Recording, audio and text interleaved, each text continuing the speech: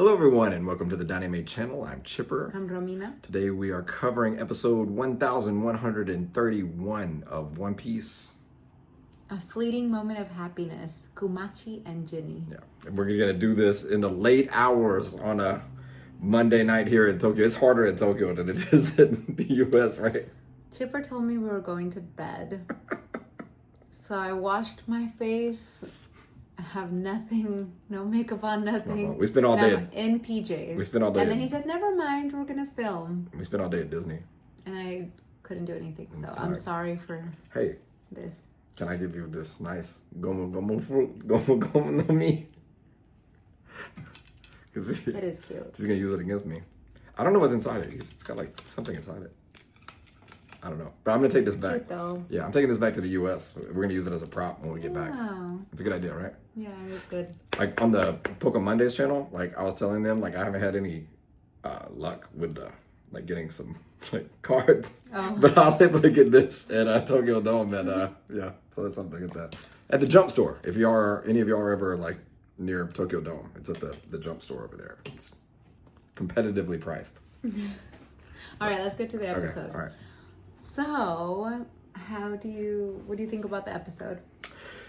So we go into more of Kuma's past, right? In light of how we usually do the recaps, like a lot of his growth with Ginny, right?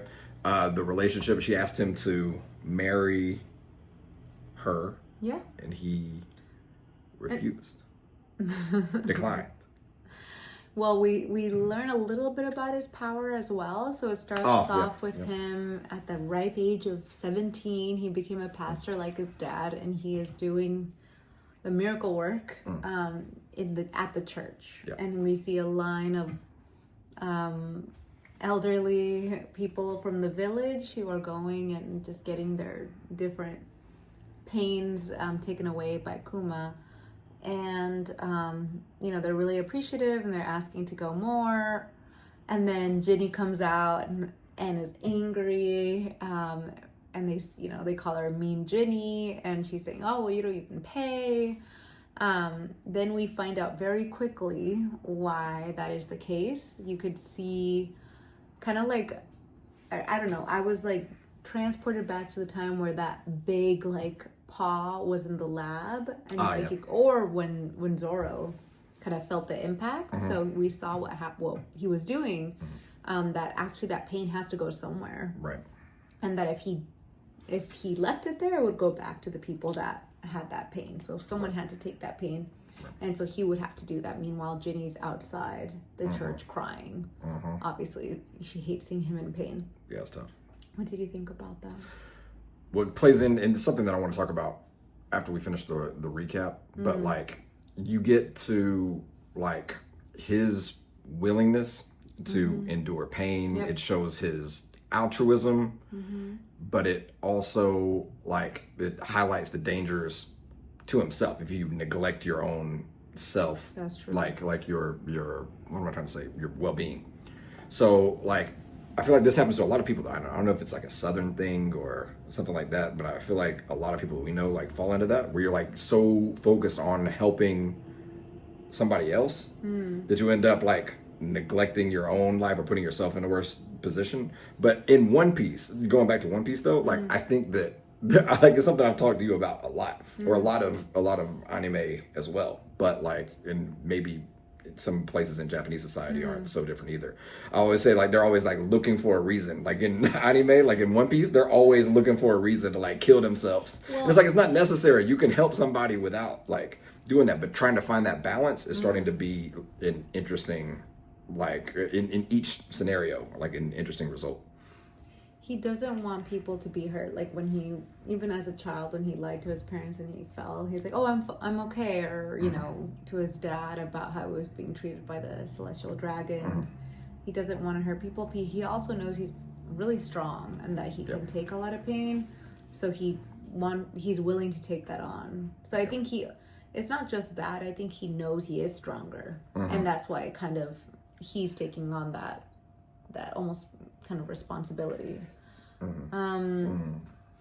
So after that scene where they're crying, and he's, is getting better, and he says he knows what makes Ginny happy. He's like, let's eat. And she's like, okay. And they eat and forget about it. And then it kind of cuts to 5 years later when Kuma's 22.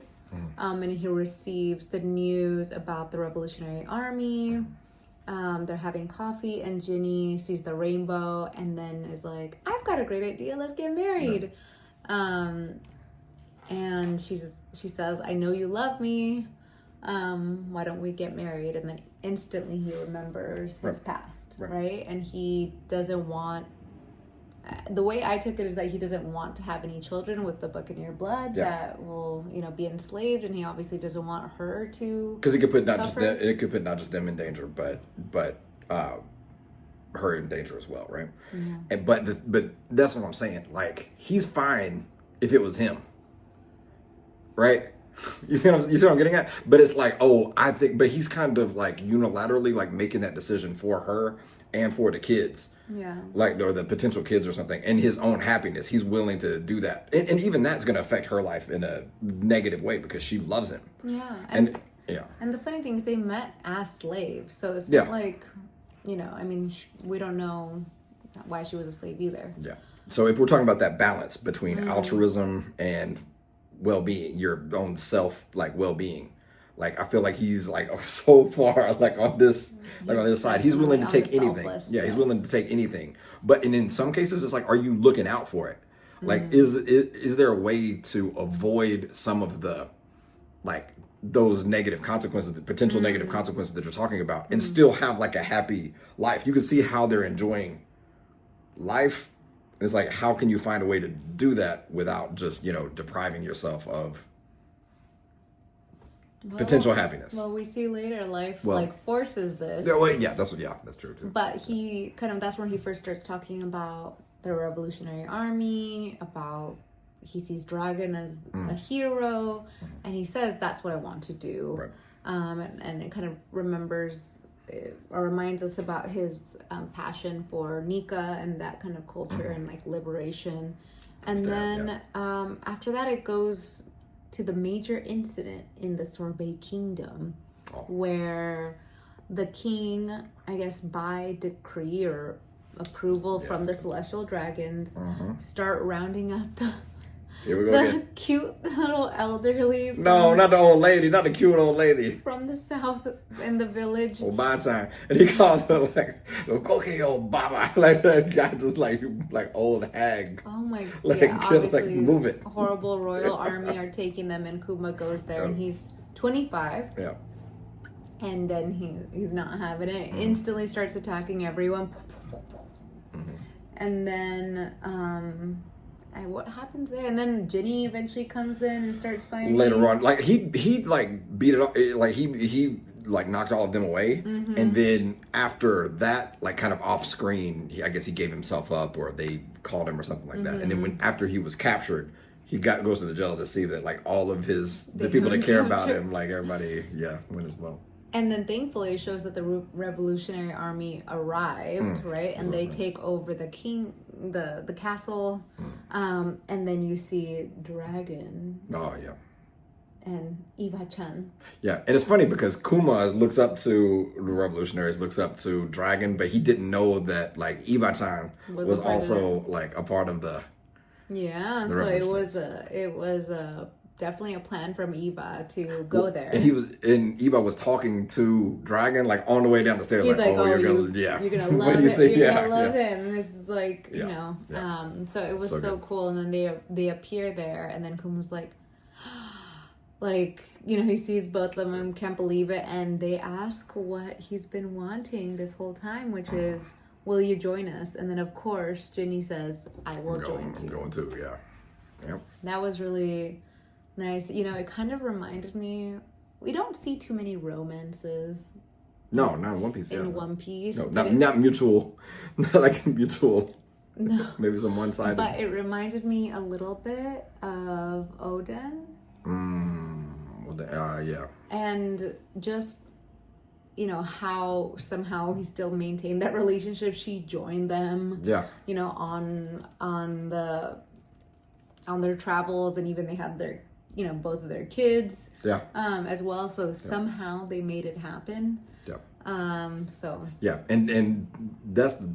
it's kind of a similar dynamic too, because like Toki was so strong, as was Olan in their own ways. Yeah. That her literally with the time powers that she had. Yeah. But Jenny and Kuma too have like they are their own. They have their own strength, and have really a good balance between them both.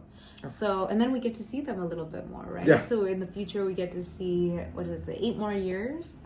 You see Kuma coming back, dropping supplies off to the south, the elders of the south, and then you see Ginny in all her glory as a captain, getting all excited and like rosy cheeks when she thinks of like, oh, we're gonna see Kuma tomorrow, and of course everyone has a crush on her, and then she gets taken.